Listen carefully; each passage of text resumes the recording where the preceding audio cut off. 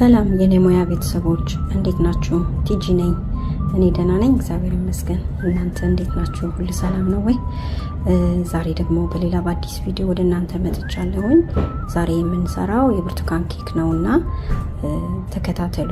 ይህን ቪዲዮ ደግሞ ከወደዳችሁት ላይክ፣ ሼር፣ ሰብስክራይብ በማድረግ ከኛ ጋር አብሮነቱን ይግለጹልን።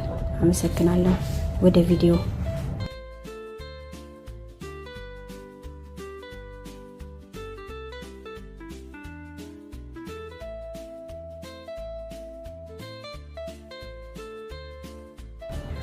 አሁን ለብርቱካኑ ኬክ ግብአት የሚያስፈልገንን ብርቱካናችንን ፈቅፍቀን እንደዚህ ባለ መንገድ አስተካክለናል፣ ቆዳውን ማለት ነው። ከዛ ደግሞ ብርቱካኑን በመጭመቅ ጁሱን እንደዚህ አዘጋጅተናል። የብርቱካን ኬክ ለመስራት አንዱ ከሚያስፈልገን ነገር አንዱ ብርቱካንና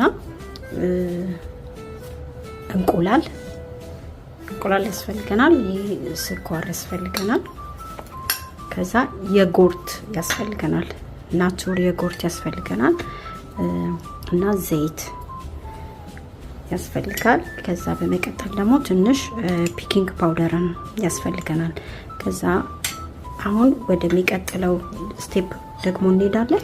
በመቀጠል ይሄኛው አሁን እዚህ ጋር የምትመለከቱት ይሄ ባቅላባ የሚሰራበት ነው። ቱርክ የሚዘጋጀው የተዘጋጀ የሊጥ ማለት ነው።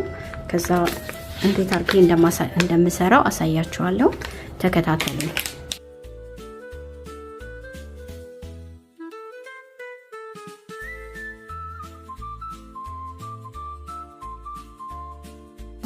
ከዛ በመቀጠል የማደርገው ምንድነው ይሄንን ከ10 እስከ 15 ደቂቃ ባለው በ140 ዲግሪ አሞቀዋለሁ ማለት ነው።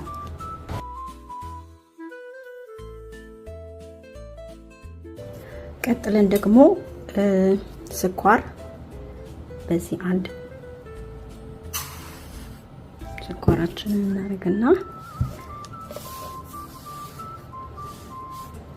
እዚህ ጋር ውሃ ለክቼ አዘጋጅቼ አስቀምጫለሁ። 600 ሚሊ ግራም ወይም ደግሞ 600 ግራም ውሃ እዚህ ውስጥ እንቀላቀላለን። ይህንን ውሃና ስኳራችንን እና ተከትከዋለን እስከ 15-20 ደቂቃ ድረስ ማለት ነው።